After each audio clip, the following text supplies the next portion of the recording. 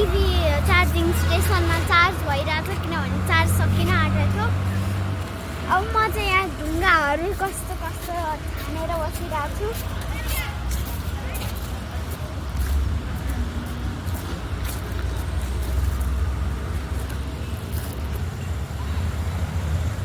यो सब ढुङ्गा चाहिँ मलाई कस्तो मन पर्यो अनि शालिग्राम जस्तो पनि देखिरहेछ अनि त्यही भएर मैले यिनीहरूलाई एउटा ठाउँमा राखेको।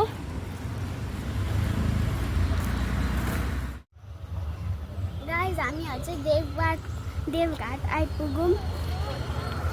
अब झोलुङ्गे पुल पनि चढ्न सक्छौँ। यो नारायणी खोला हो। First experience in Zholungye Pool. Oh my god.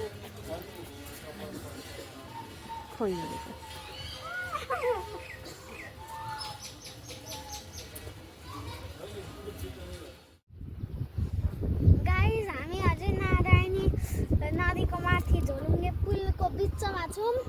यहाँनिर हो देवघाट अनि धेरैवटा मन्दिर पनि छ यहाँ। अब पहाडी जान आँटे हामी। सङ्गम जाँदाखेरि चाहिँ यो दुईवटा स्ट्याचु भेट्यो के को हो कमेन्टमा लेख्नु हो किनभने मलाई थाहा छैन। अब म चाहिँ मन्दिर गएर टिका लगाएर बादललाई पनि खुवाएर आएँ। अब जाउँ।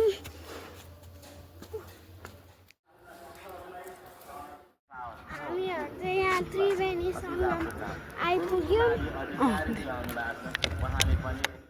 यहाँनिर चाहिँ एउटा नदी यहाँनिर अर्को नदी मिसेर यो नदी बन्या हो।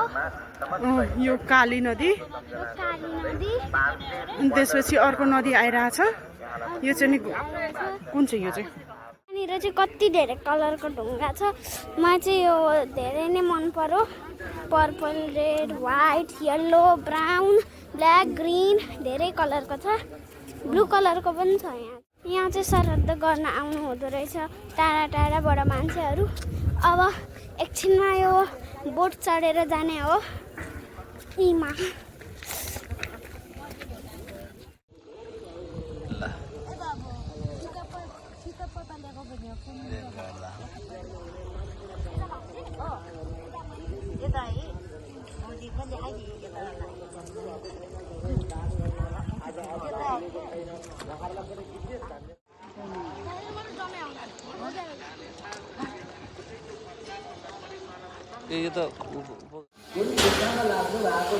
अब चाहिँ देवघाटको दर्शन सक्यो। अब फेरि ब्याक टु काठमाडौँ।